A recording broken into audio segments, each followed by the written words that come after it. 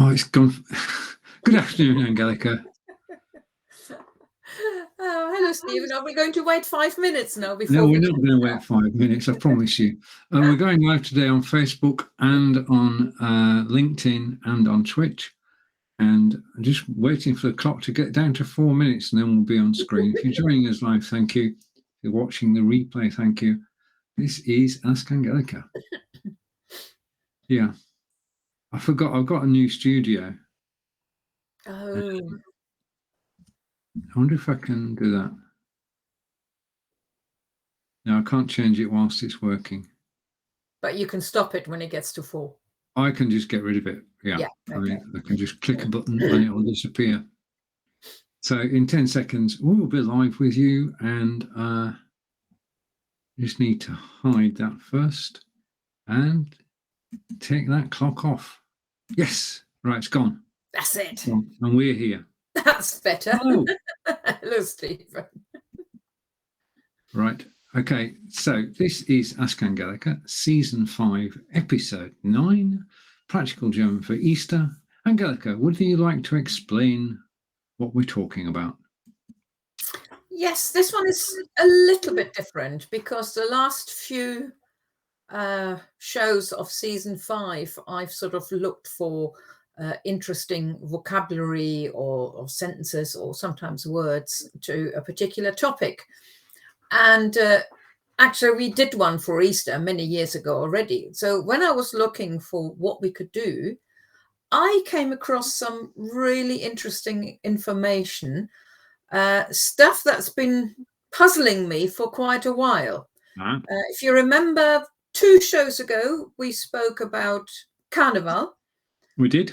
And then we spoke about Lent, because in Germany, you have the days before Lent starts, people really go over the top with parties and alcohol and celebration and all sorts of things. Whereas here in England, we have Pancake Day, because they used to get rid of all the food that they wouldn't be able to eat during Lent, including eggs. And that's always puzzled me a bit. So I don't want to say anything else, because you'll find out in a minute, although you find out in German first, followed by in English. That's good. Okay, so welcome to the show. This is Ask Angelika. Hang on. Practical German for Easter. And this is Season 5, Episode 9. So I just need to make one alteration. Or do I? I need to hide that card, I think. That's better. That's it. Makes us look more beautiful, doesn't it? It does. Right. So basically the way this works, Angelika's put together 10 German phrases with the English translations. I'm going to read them in German. Angelika will correct my pronunciation. Then together we will translate them with your help, if you're watching us live, of course. Right. So phrase 1. Der Osterhase, die Osterglocke, das Osterei. Yeah, well, this is obviously not a sentence, just 3 words, all relation to Easter. Der Osterhase, die Osterglocke, das Osterei. Okay. Hase is a hare. So Easter bunny. Yeah. Okay. And the Osterglocke, no idea. Well, literally translated, it would be the Easter bell, but it's actually a flower. Which flower looks a bit like a bell and is around a lot around Easter? Well, we saw a lot of them today. We went around a roundabout and they were full of daffodils. That's it. Okay. And I is egg, E-I, and we know Oster is Easter, so Easter egg. Easter egg, yeah. Okay, so translation is Easter bunny, daffodil, and Easter egg. So that's our starter. Phrase 2. Ostern ist jedes Jahr an einem anderen Datum. Ja, Ostern ist jedes Jahr an einem anderen Datum. Easter is jedes Jahr, every year, on anderen, another date. So it's a different date every year. Yeah. It's got something to do with the first spring full moon. Right. But I can't remember what it was exactly. But that's why Easter is on a different date rather than like Christmas, which is always on the 25th of December. Yeah. And we've got to try and work out when it is. This year it's late, isn't it? Because it's on the April 9th weekend. Yeah. It's not too bad. Oh, okay. I think we've had it at the end of March before, haven't we? Bunte, Vers 3. Bunte Eier zeigen, dass die Fastenzeit vorbei ist. Ja, bunte Eier zeigen, dass die Fastenzeit vorbei ist. Eier is eggs. Ja. Bunte. Ik weiß nicht. Colourful. Colourful. So colourful Easter eggs.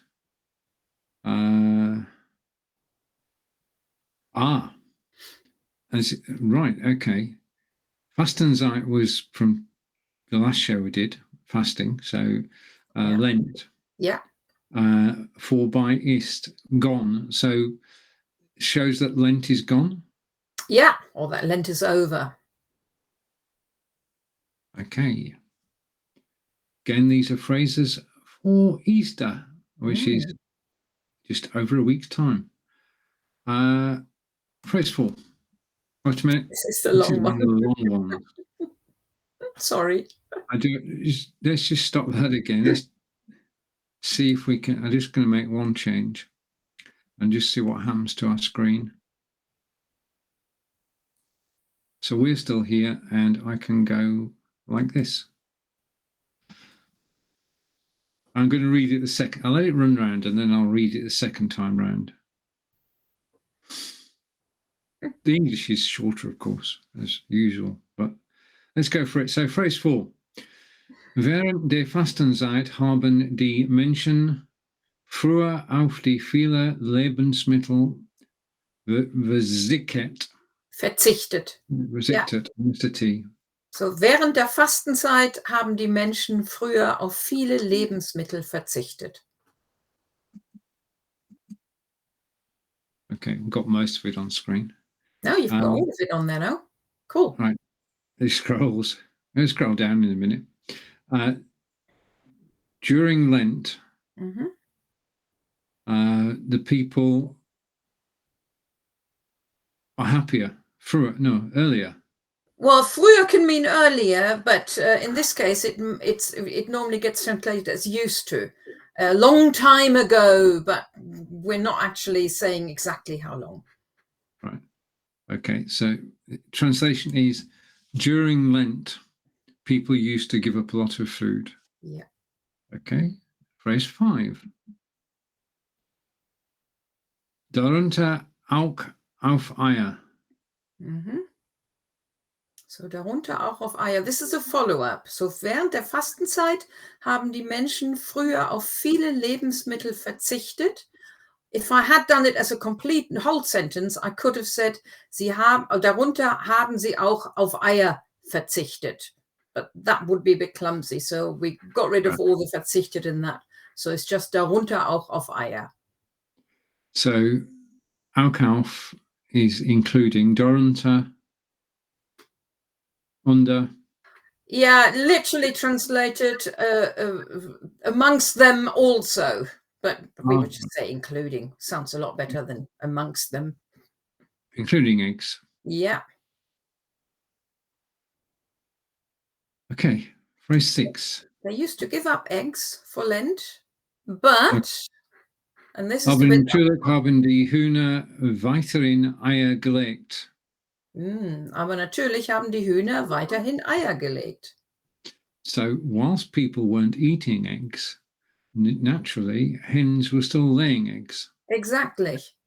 I always wondered, what were they doing with them all? Because 40 days of hen laying eggs is a lot of eggs. We know that. Okay, so phrase 7. Diese wurden aufgehoben. These eggs would have been given away, or? No, well, no, you couldn't give them away because in those days, when it was Lent, they all fasted, didn't they? So the verb is aufheben. Now, aufheben can have several meanings. It can be the meaning of picking something up from the floor, which doesn't make sense here, but it also means to keep something. Like in a safe place or anything. So all eggs laid in Lent were kept. Yeah. Question is where? Just in a cupboard, I guess. Right, so they weren't touched. They were just put on one side in the larder. And, right, okay. Ready We've got a for mystery Easter. of the eggs. Well, the next sentence will explain it. And it's another laugh, a long one. It is rather long. Let's play along the screen, then I'll read it.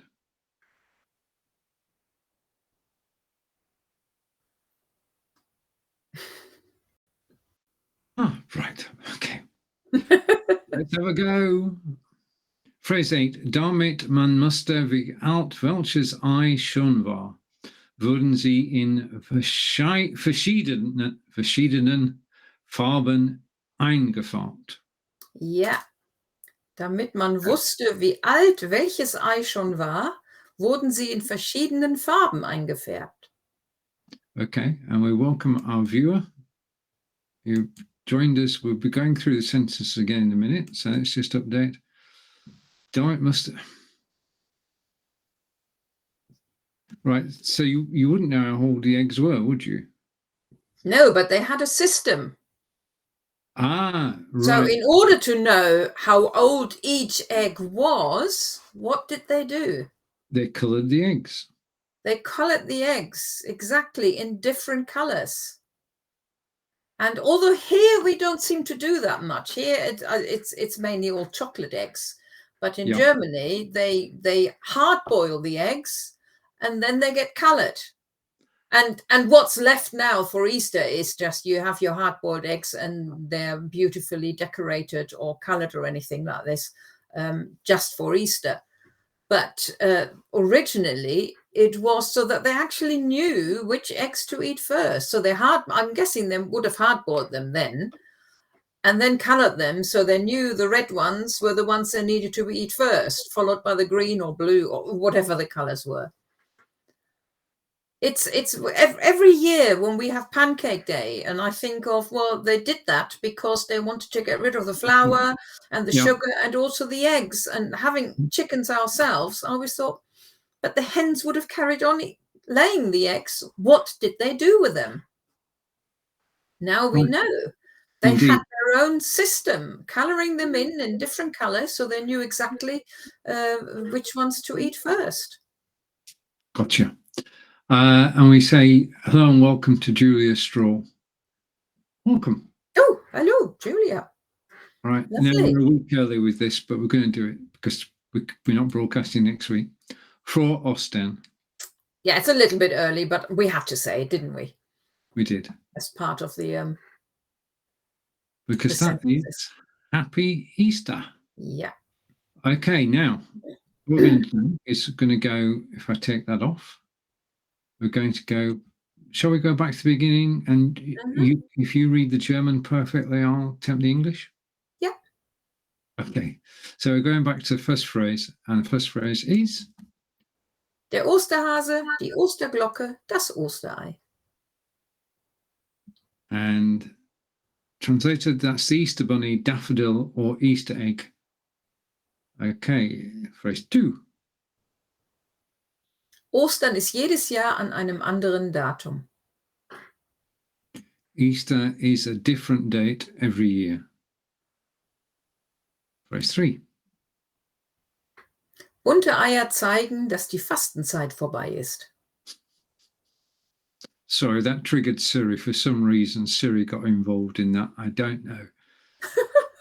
All right, translation. You obviously didn't hear anything because I've got a noise cancellation on. Colourful eggs show that Lent is over. Phrase 4. Während der Fastenzeit haben die Menschen früher auf viele Lebensmittel verzichtet.